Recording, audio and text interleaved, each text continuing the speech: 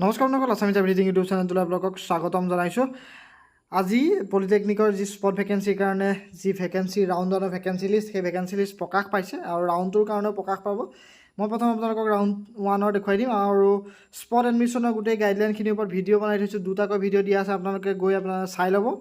আৰু যিসকলে ল'ম বুলি ভাবিছে, আপোনালোক সকলোৱে পলিটেকনিকৰ ছিট পাম বুলি মই কৈ দিব নোৱাৰোঁ, কিন্তু যিসকলৰ পাৰ্চেণ্টেজ ভাল আছে তেওঁলোকে গৈ স্পট এডমিশ্যন ল'বগৈ পাৰে। যদি তেওঁলোকৰ ITI ছিটটো অলৰেডি কেঞ্চেল হৈ গৈছে আৰু তেওঁলোকে ITI ছিট নলওঁ বুলি ভাবিছে বা তেওঁলোকে কোনো ধৰণৰ কলেজত এতিয়ালৈকে এপ্লাই নকৰিলে, তেওঁলোকক শেষ ভৰসা পলিটেকনিক হৈছে আৰু সেয়েহে আপোনালোকে পলিটেকনিকত এডমিশ্যনটো ল'বগৈ পাৰিব। এতিয়া মই কৈ দিছোঁ আপোনালোকক কোন কলেজত কোনটো বিভাগত কিমান ট্ৰেড আপোনালোকৰ খালী আছে। আছাম ইঞ্জিনিয়াৰিঙৰ চিভিলত এটাও খালী নাই, কেমিকেলত 2টা, কম্পিউটাৰত 4টা, ইলেক্ট্ৰিকেলত এটাও খালী নাই, ইলেক্ট্ৰনিক্স এণ্ড টেলিকমিউনিকেশ্যনত 2টা আছে, মেকানিকেলত 2টা, টেক্সটাইলৰ ফেশ্বনত আছে 6টা, টেক্সটাইল টেকন'লজিত আছে 6টা, গাৰ্মেণ্ট টেকন'লজিত আছে 12টা। এনেদৰে বাক্সা পলিটেকনিকৰ কেমিকেলত আছে 16টা, চিভিলত এটাও নাই, মেকানিকেলত 8টা, বায়'মেডিকেলত 11টা। বায়'মেডিকেলটো ল'ব পাৰে, ভাল, কেমিকেল ইঞ্জিনিয়াৰিংটো ভাল হয়।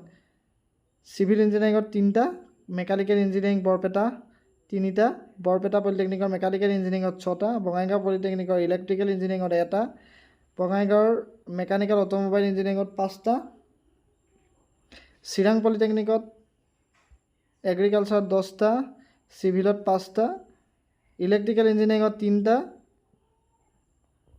সেইটো এখন আপোনালোকে স্ক্ৰীনশ্বট লৈ ল'ব পাৰে, নহ'লে আপোনালোকে ডাউনলোড কৰি ল'ব।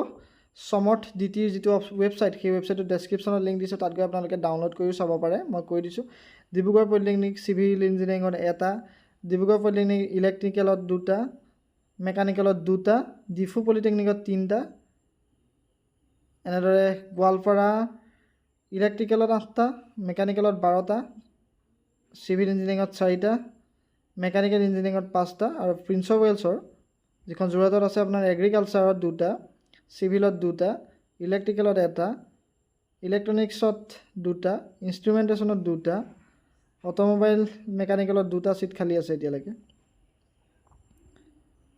আৰু মেকানিকেল ইঞ্জিনিয়াৰিঙত 1টা আছে খালী। আপোনালোকে আহি পেলাই এইখিনি ছিট আপোনালোকে ল'বই পাৰিব স্পট এডমিশ্যনৰ যোগেদি। আৰু বহুতে সুধি আছে PRCৰ কথা, PRC লাগিব নালাগে। PRCৰ কাৰণে এটা ফৰ্মেট আছে, আপোনালোকে DT ৱেবছাইটত পাই যাব। DT ৱেবছাইটত গৈ আপোনালোকে সেইখন ফৰ্মেটটো আপোনালোকে ডাউনলোড কৰি ল'ব লাগিব, এটা আণ্ডাৰটেকিং দিব লাগিব যিসকলৰ PRC নাই। মই আপোনালোকক সেই ডকুমেণ্টৰ কাৰণে যিটো PDF আছে তাৰ এটা মই লিংক মই ডেছক্ৰিপশ্যনত দি দিছোঁ, তাৰ পৰা আপোনালোকে ডাউনলোড কৰি ল'ব। কৰি লৈ পেলাই আপোনালোকে সেইখন ফিল আপ কৰি এডমিশ্যনৰ সময়ত লৈ যাব পাৰিব।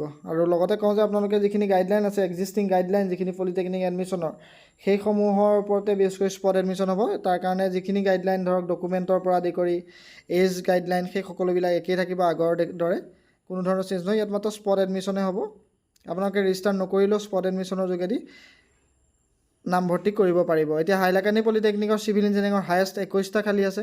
হাইলাকান্দিত বহুত ছিট খালী আছে। কম্পিউটাৰ ছায়েন্স আৰু ইঞ্জিনিয়াৰিঙত 27টা, হাইলাকান্দি ইলেক্ট্ৰিকেল ইঞ্জিনিয়াৰিঙত 19টা, কামৰূপ পলিটেকনিকৰ ইলেক্ট্ৰিকেলত 3টা, ইলেক্ট্ৰনিক্সত 8টা, অট'মোবাইলত 7টা, কৰিমগঞ্জ পলিটেকনিকত চিভিলত 9টা, কৰিমগঞ্জৰ ইলেক্ট্ৰিকেলত 12টা, কৰিমগঞ্জ পলিটেকনিকেলৰ ইণ্ডাষ্ট্ৰিয়েল এণ্ড প্ৰডাকশ্যন ইঞ্জিনিয়াৰিঙত 35টা, লখিমপুৰৰ কেমিকেলত 12টা, চিভিলত 4টা, মেকানিকেলত 3টা, সেইদৰে মৰিগাঁও চিভিল ইঞ্জিনিয়াৰিঙত 1টা। এইখিনি আছে দেখিছেনে। নগাঁও পলিটেকনিকত কিছুমান পলিটেকনিকত বহুত কম কম ছিট আছে, ছিংগুল ডিজিটত আছে বা কিছুমানত একেবাৰে নায়েই, কিন্তু বহুত পলিটেকনিকত আপোনাৰ 17টা, 20টা, 35টা এনেদৰে ছিট আছে। অৰ্থাৎ স্পট ৰাউণ্ডৰ কাৰণে যথেষ্ট সংখ্যক ছিট খালী আছে। আপোনালোকে গৈ সেইকেইখন কলেজত যিখিনিত আপোনালোকে এডমিশ্যনটো মানে পলিটেকনিকত পালে আপোনালোকে ল'ম বুলি যদি ভাবিছে, তেতিয়াহ'লে আপোনালোকে সেই সৰহকৈ ছিট থকা পলিটেকনিক কেইখনত গৈ আপোনালোকে এডমিশ্যনটোৰ কাৰণে ল'ব পাৰি, তেতিয়া আপোনালোকৰ এটা চান্স থাকিব। কিন্তু কম সংখ্যক ছিট থকা পলিটেকনিকত আপোনালোকৰ যদি পাৰ্চেণ্টেজটো কম থাকে, তেতিয়াহ'লে পোৱাৰ চান্সটো অলপ টান থাকে। সেয়ে আপোনালোকে সেইখিনি ডিচাইড কৰি ল'ব। ৰেচিডেঞ্চিয়েল গাৰ্লছ পলিটেকনিকতো 17টা আছে ইলেক্ট্ৰনিক্সত, আৰু টেক্সটাইল ডিজাইনত 19টা আছে। শিৱসাগৰতো যথেষ্ট সংখ্যক ছিট খালী আছে, 3টাকৈ। গতিকে এইখিনি আছিল ছিট ভেকেঞ্চি লিষ্ট। গতিকে আপোনালোকে গৈ এডমিশ্যনটো ল'বগৈ পাৰিব। এডমিশ্যনৰ কাৰণে কি ডকুমেণ্ট লাগিব, কেনেধৰণে লৈ যাব লাগিব, কিমান গোটেই প্ৰচিডিঅ'ৰটোৰ ওপৰত এটা ভিডিঅ' বনাই থৈছোঁ, আপোনালোকে চাই ল'ব। গতিকে আশা কৰিছোঁ ভিডিঅ'টো চাই ভাল পালে। ভিডিঅ'টো লাইক কৰি দিব, শ্বেয়াৰ কৰি দিব। যদি চেনেলটো ছাবস্ক্ৰাইব কৰা নাই ছাবস্ক্ৰাইব কৰি দিব।